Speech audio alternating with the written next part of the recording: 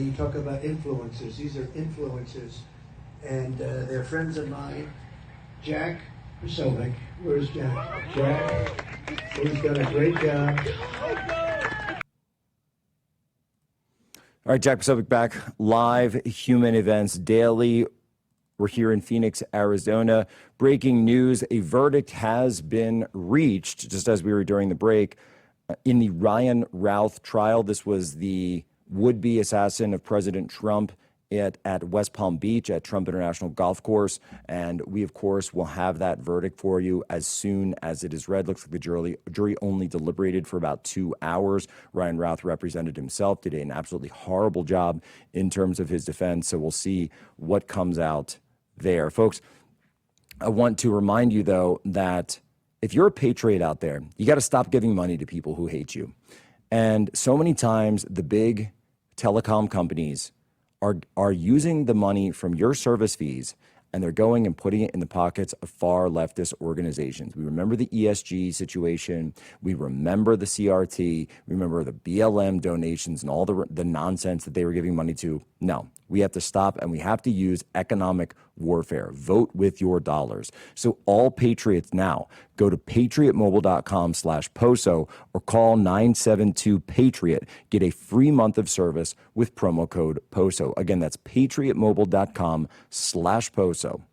In such a time as this, and I want to say thank you to Patriot Mobile for being there with us in this time. The guys who run Patriot Mobile actually came out to Charlie's memorial, Glenn Story, got to see him and his lovely wife there and show their support. Patriots stand up for each other, and that's why we need to stand up for them. patriotmobile.com/POSO. I want to bring on now Mike Benz, the executive director at the Foundation for Freedom Online, because, Benz, we got huge news out of YouTube just a few hours ago. Oh, it's absolutely massive. So there's several things. Google just had its Mark Zuckerberg moment. If folks remember, after the Supreme Court case that Coney Barrett threw out effectively on standing grounds, arguing that effectively that there was insufficient evidence of government coercion of the platforms to censor the specific individuals in the lawsuit because of the thousands of people that the Biden government told to censor. The exact plaintiffs were not named by the Biden administration. The Biden administration simply told them, take down everyone who's a critic of COVID, take down anyone who questions election voting machines, and those people got swept up in it. After that, Mark Zuckerberg wrote this letter in 2024 to Jim Jordan's House Judiciary Committee, confessing and saying, yes, actually, we did do this because of government coercion. We only did this because of government coercion. Jim Jordan, who deserves all the credit in the world for this, by the way, as the head of the weaponization subcommittee in the House Judiciary Committee, has been on big tech companies like white on rice for 3 years now, and these efforts are paying enormous dividends. In what the House Judiciary Committee has been doing has been subpoenaing the tech companies for their version of the Twitter files. We got the Google files, the Facebook files, and the like, and they all showed government coercion on this. And what Google has done is they have confessed, just like Mark Zuckerberg did, to having the terms of service policies they did because of pressure from the Biden government. But then they went a step farther and offered effectively an amnesty, offered a right of return, if you will, to the exiled, banned social media accounts who criticized both COVID vaccines and COVID policies, as well as election denial. This was one of the big ways they completely rigged the 2020 election, is that almost every major right-wing influencer was kicked off of the biggest video platform on planet Earth and the second biggest website on Google on planet Earth. The number one most trafficked is google.com. The number two most trafficked is youtube.com. Both are controlled by Google, and offered them the ability to come back to the platform. And there's lots of reasons, in the background of this. There's obviously the fear of government pressure from any number of U.S. executive branch agencies, as well as legislative pressure. This was the trick that Democrats used to pressure the platforms to do censorship.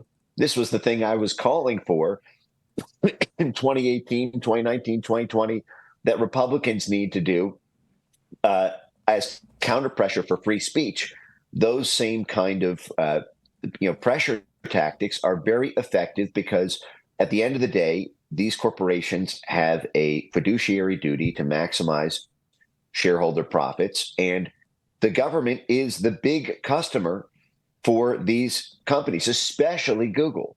Google was conceived of initially. It came out of a DARPA grant for a joint CIA-NSA program called the Massive Digital Data Systems Program. This is how Larry Page and Sergey Brin were in position to create Google, because their DARPA grant while they were Stanford PhDs was to create the architecture for Backpage, this predecessor to Google that turned into Google. And then Google became a military contractor the very year they went public. I think it was 2003, 2004. That Google has almost all of its major products and services because of the U.S. government. They only have Google Earth because they bought the CIA's Keyhole satellite technology. The list goes on and on and on. And Mike, just in the last minute that we have, I want to point out that one of the high-profile conservatives that we know faced this kind of government censorship was none other than Charlie Kirk himself. And you saw these increasing levels of censorship, and you've said, and I've said in the past, that as censorship increases, the ultimate form of censorship becomes censorship with a bullet, and that's exactly what happened with Charlie. Yep, and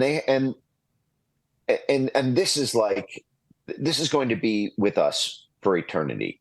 The fact is every great movement ultimately faces the day when one of its leaders faces that bullet. That is the telltale sign that they have no other way to stop you. And they did that to Charlie in his prime, and not even in his prime. I mean, Charlie was absolutely going to be a U.S. president one day, if not in the next 5 years, in the next 10, 20, 30, 40.